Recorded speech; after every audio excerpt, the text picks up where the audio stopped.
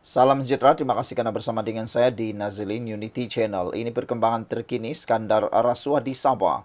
Ahli perniagaan Ugut Hajiji berkait lesen cari gali dakwah sumber. Wah, ini memang mengejutkan kita semua. Sumber berkata, walaupun di Ugut, Ketua Menteri Sabah tetap dengan pendiriannya malah menolak tawaran wang. Seorang ahli perniagaan dipercaya mempunyai kaitan dengan dakwaan skandal perlombongan cuba mengugut Ketua Menteri Sabah Haji Jinor untuk memaksanya meluluskan lesen cari gali menurut sumber. Sumber memberitahu FMT ahli perniagaan yang identitinya dirahsiakan itu mengeluarkan beberapa ugutan jika lesen tersebut tidak diluluskan dan dikeluarkan oleh kerajaan negeri. Ahli perniagaan itu juga menegaskan agar ugutan itu disampaikan kepada Haji Ji. Beliau berulang kali menyatakan jika lembaga pengarah tidak meluluskan lesen prospek untuk syarikatnya, dia akan mengeluarkan kenyataan media untuk menjatuhkan kerajaan, kata sumber yang enggan namanya disiarkan. Bagaimanapun, jika Haji Ji meluluskan lesen berkenan, ahli perniagaan tersebut berjanji tidak akan memusnahkan kerajaan. Sebaliknya, akan memberikan sokongan penuh terhadap pentadbiran negeri dakwah sumber itu. Walaupun diugut, Haji Ji tetap dengan pendiriannya. Beliau juga tidak berganjak walaupun ahli perniagaan itu menawarkan wang, kata sumber. Menurut sumber itu lagi, tidak sampai 2 bulan kemudian, video yang didakwa mengaitkan beberapa adun Sabah dengan skandal perlombongan timbul. Pada Rabu, pemuda gagasan Rakyat Sabah berkata video berkait kontroversi itu jelas menunjukkan Haji Ji telah memutuskan untuk membatalkan lesen cari gali kerana kewujudan kartel. SPRM kini sedang menyiasat dakwaan rasuah melibatkan seorang ahli perniagaan dan beberapa adun Sabah yang dikaitkan dengan skandal tersebut. FMT sebelum ini melaporkan sumber mendakwa sebuah kartel di sebalik skandal itu memohon kira-kira 20 lesen cari gali antara 2022 dan 2024. Dengan lesen itu, kartel yang dikatakan terdiri daripada seorang ahli perniagaan dan bekas pengarah beberapa agensi negeri tersebut memperoleh hak melombong di tapak seluas 1 juta ekar secara keseluruhan yang dakwa sumber itu lagi. Sekian dulu untuk kali ini, jangan lupa tinggalkan komen Anda. Salam sejahtera, terima kasih karena bersama dengan saya di Nazilin Unity Channel. Wow, ini paling luar biasa menarik dan mengejutkan kita. Bekas Timbalan Menteri UMNO akhirnya sertai PKR. Wow, macam mana ini boleh berlaku? Hampir 2 tahun menyepi daripada politik, bekas Timbalan Menteri Komunikasi dan Multimedia Datuk Zahidi Zainul Abidin muncul semula. Kali ini bersama wadah baharu iaitu PKR. Bekas Ketua UMNO bahagian Padang Besar yang pernah menjadi ahli Majlis Kerja Tertinggi MKT Parti itu hadir program sumbangan prihatin madani dan pelancaran ranting baharu PKR bahagian berkenan di pejabatnya di Taman Beseri di sini hari ini. Tidak mempunyai apa-apa jawatan dalam PKR setakat ini, Zahidi berkata, beliau berharap dapat mewujudkan 400 lagi cawangan parti itu diperlis. Tambahan kepada 60 sedia ada, supaya dapat menambah sokongan rakyat dalam meraih kemenangan pada pilihan raya di negeri ini. Memaklumkan penyertaannya dalam parti itu direstui Presiden PKR yang juga pengerusi Pakatan Harapan PH, Datuk Seri Anwar Ibrahim.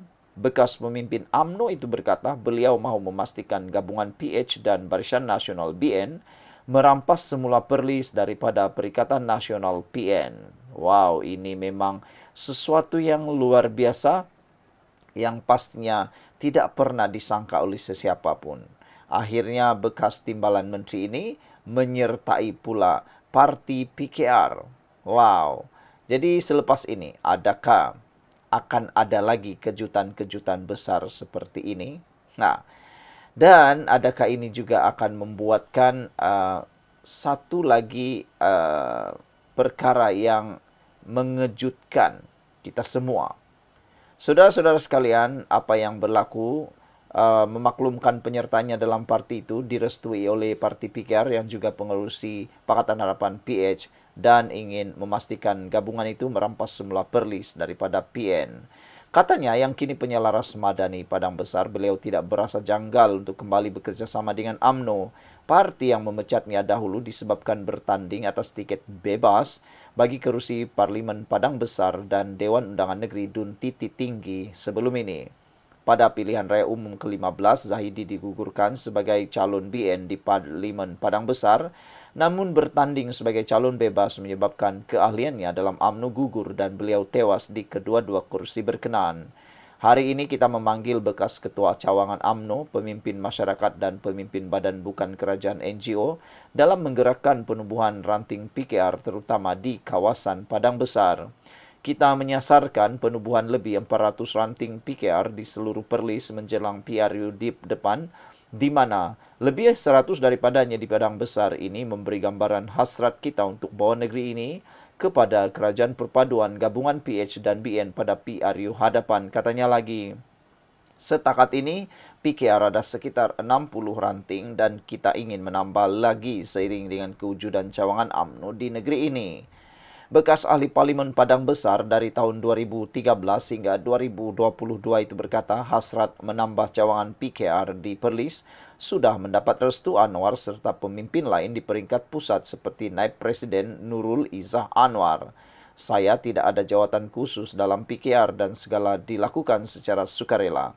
Tugas untuk menubuhkan ranting PKR sudah diserahkan kepada saya oleh parti untuk berbincang dengan kawan PKR Perlis lain untuk menubuhkan banyak lagi ranting PKR di negeri ini. Kita nak sama dengan UMNO. Jika PKR hanya ada 40 ranting, UMNO pula ada 300 cawangan, bagaimana pembahagian kerusi pilihan raya nanti hendak dibincangkan, katanya. Kalau boleh dalam perbincangan bersama UMNO Perlis kelak, kita hendak usulkan juga agar tiap-tiap kawasan parlimen, yaitu Kangar, Arau dan Padang Besar dapat dilakukan pembahagian kerusi parlimen dan DUN. Jika boleh, setiap parlimen dan juga 15 DUN mempunyai pembahagian 3 wakil PH dan 3 juga wakil UMNO. Kerjasama perpaduan seperti ini akan jadikan PH dan UMNO lebih kuat dan atas semangat ini juga kita mampu mengambil balik Perlis daripada pilihan raya akan datang, katanya lagi. Sekian untuk kali, jangan lupa tinggalkan komen Anda. Salam sejahtera, terima kasih karena bersama dengan saya di Nazilin Unity Channel. Isu tentang masuknya semula Khairi Jamaluddin kepada UMNO, masuknya semula Hishamuddin Tun Hussein kepada UMNO, kini menjadi buah mulut dalam dunia politik di Malaysia. Namun demikian, Puan Zarkasi akhirnya membuka mulut atau memberikan respon. Jika UMNO terima kembali, bolehkah Khairi Jamaluddin dan Hishamuddin Tun Hussein patuh pada parti? Ini persoalan yang memang patut kita fikir sedalam-dalamnya. Ahli Majlis Kerja Tertinggi UMNO, Puan Zarkasi, mempersoalkan apakah Khairi Jamaluddin dan Hishamuddin Hussein akan mengamalkan semangat berpasukan sekiranya mereka kembali ke pangkuan parti itu. Dalam satu hantaran di Facebook, Puan menegaskan bahawa isu utama adalah kesetiaan mereka dan kepatuhan kepada konsensus parti, bukannya ancaman terhadap Presiden Ahmad Zahid Hamidi, katanya lagi. Tidak timbul Zahid terancam jika KJ dan Hishamuddin kembali ke pangkuan UMNO. KJ pernah lawan Zahid untuk jawatan presiden. Apa ada hal? Masalah utama ialah jika hukuman terhadap KJ dan Hishamuddin batal, apakah mereka boleh mengamalkan semangat berpasukan, teamwork, patuh konsensus parti dan tidak sign SD lain? Itu saja, tulis Puan.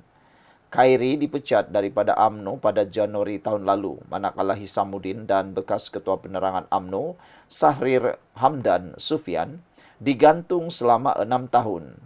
Mengulas lanjut, Puan juga mempersoalkan sama ada kedua-dua ahli politik itu telah membuat rayuan berhubung tindakan terhadap mereka. Janganlah tunggu pelawaan atau permaidani merah. Tidak perlu jadikan Zahid sebagai alasan. Ingkar keputusan parti adalah punca utama. Itu yang melemahkan parti, katanya. Pada 26 November lalu, UMNO menarik balik penggantungan terhadap bekas ahli Parlimen Pasir Salak Tajuddin Abdul Rahman berkuat kuasa serta-merta. Tajuddin yang digantung kerana mengkritik Ahmad Zahid Hamidi dan UMNO menyatakan kekesalannya secara terbuka dan telah membuat rayuan berhubung penggantungannya. Khairi baru-baru berkata hatinya sentiasa bersama UMNO, namun menegaskan tidak mahu kembali kepada parti itu semata-mata untuk menjadi pak turut. Khairi berkata kepulangan kepada UMNO boleh dibincangkan jika parti itu boleh menerima idealismenya untuk menjadikan UMNO yang lebih baik. Jika saya diterima kembali untuk jadi pak turut saja, saya pikir tidak perlulah. Katanya dalam audio siar keluar sekejap bersama Syahrir Hamdan. Kalau ada yang boleh terima saya seadanya dan saya juga terima disiplin parti, saya rasa ada sesuatu yang boleh kita bincangkan nanti, kata Khairi Jamaluddin lagi. Saudara-saudara sekalian, apa pula pendapat Anda untuk isu kali ini? Adakah Khairi Jamaluddin akan kembali semula kepada UMNO? Dan adakah Khairi Jamaluddin dan Hishamuddin Tun Hussein sanggup mengikuti kepatuhan terhadap undang-undang dan juga konsensus di dalam UMNO? Mampukah Khairi Jamaluddin dan Hishamuddin Tun Hussein mengamalkan semangat berpasukan sekiranya mereka kembali kepada pangkuan parti itu? Dan kalau sudah terlalu lama Khairi tidak lagi menyertai parti UMNO, bolehkah Khairi menyertai parti yang lain? Dan apakah parti yang paling sesuai untuk idealisme Khairi Jamaluddin? Adakah ia sesuai untuk bersama dengan Anwar Ibrahim dalam PKR? Kita tunggulah nanti. Sekian untuk kali ini. Jangan lupa tinggalkan komen Anda.